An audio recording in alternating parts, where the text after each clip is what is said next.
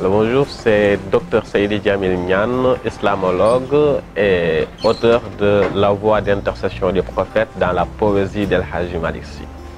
Bon, l'écriture du livre venait de notre volonté à contribuer aux études académiques sur l'islam au Sénégal. Notre objectif, c'était de montrer qu'au-delà d'être les apôtres d'un simple islam qu'on pourrait qualifier d'islam noir, les Africains, les musulmans d'origine subsaharienne ont aussi participé à la production intellectuelle et spirituelle de l'islam de manière générale. Ça m'a poussé à m'intéresser à la poésie d'El Hadji Malick Sy.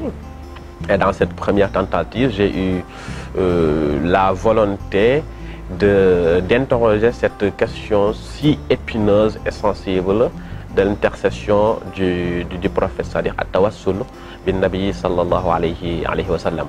Voilà en gros l'objet, en tout cas la motivation pour l'écriture du livre, qui se présente comme suit. Il y a une introduction générale et puis un chapitre où je présente El Hadji Malick Sy en tant qu'intellectuel.